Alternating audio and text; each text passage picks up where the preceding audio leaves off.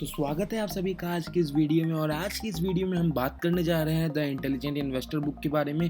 तो जो लोग नहीं जानते ये कौन सी बुक है उन्हें मैं बता देता हूँ। This is by far the best book ever written on investment, ऐसा मैंने नहीं, वॉरेन बफेट ने कहा है। और जो लोग नहीं जानते वॉरेन बफेट उन्हें मैं बता देता हूँ, he is the most renowned investor of all time.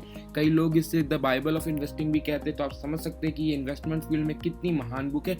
तो चलिए इसी नोट पे हम स्टार्ट करते हैं इसके पार्ट 1 को। तो सबसे पहले ये हमें बताते थे analyse for the long term. Investor और स्पेक्यूलेटर में अंतर यही है कि इन्वेस्टर सोच समझ के इन्वेस्ट करता है, स्पेक्यूलेटर बस ग्राफ को देख के इन्वेस्ट करता है। तो intelligent investor always analyse the long term evolution and management principle of a company before investing.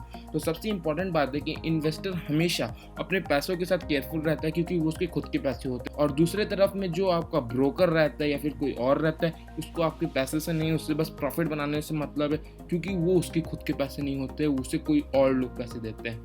तो इसे हम एक एग्जाम्पल के साथ समझते हैं। जो हमें समझना था कि intelligent investor long term evolution और मैनेजमेंट प्रिंसिपल ऑफ कंपनी देखता है। तो अगर आपको मिले इन्वेस्ट करने के लिए मुकेश अंबानी की कंपनी में या फिर अनिल अंबानी की कंपनी में, तो आप किसकी कंपनी में इन्वेस्ट करेंगे? डेफिनेटली मुकेश अंबानी की कंपनी में, क्योंकि आप देख सकते हैं कि मुकेश अंबानी एक बहुत ही ब्रिलियंट इंसान है इन टर्म्स ऑफ बिजनेस। उन्होंने अपनी दिमाग लगा के जियो को कहाँ से कहाँ ले आया।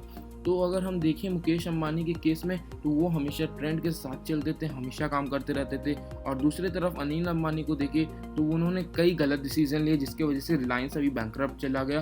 तो इस पॉइंट के लिए टिप्स आपको ये करते हैं कि always keep analysing company on a regular basis so you are safe from Yes Bank like cases. जिन लोगों को नहीं पता यस बैंक घोटाला क्या है, उनके लिए मैंने एक वीडियो बनाया हुआ है, वो आप देख सकते हैं मेरे चैनल पे। और मैं आपको ये बोलना चाहता हूँ कि स्टॉक आप ले रहे हो तो उसे फटफट खरीदो, फटफट नहीं बेचो। उसे सोच समझ के एनालाइज करके 3 साल तक रखो, क्योंकि multi bag and iron produced in night, it is produced with compounding. जिन्हें नहीं पता कंपाउंडिंग क्या होता है, उसके लिए भी मैं एक वीडियो बनाने वाला हूँ, उसे जरूर देखिए। और तो और वॉरेन बफेट भी बोलते हैं, if you are not willing to own a stock for 10 years, don't even think to owning it for 10 minutes। Note, time is the main factor in wealth creation.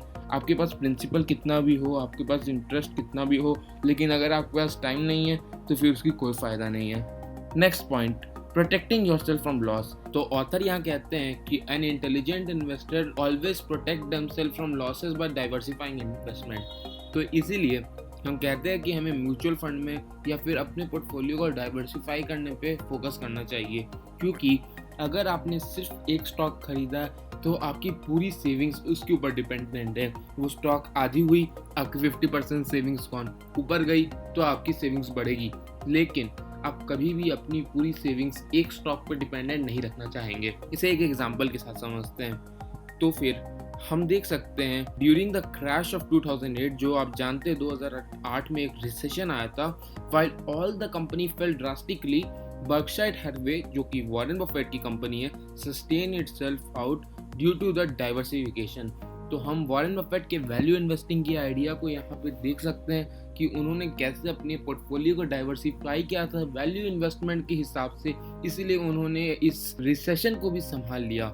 वहाँ पे हम अब दूसरा केस देखेंगे कि during the .com bubble, AMC manager only put money in digital and tech stock, जैसे कि उस टाइम पे AOL था और बहुत सारी कंपनीज थी जो कि पूरी हाइप पे चली गई थी, which fell by 95%, and to recover it you needed a 1900 profit।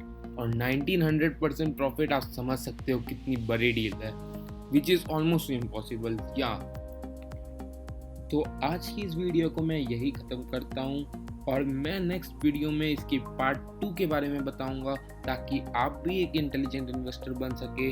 तब तक के लिए बाय बाय, जय हिंद, और मिलते हैं आपसे नेक्स्ट वीडियो में।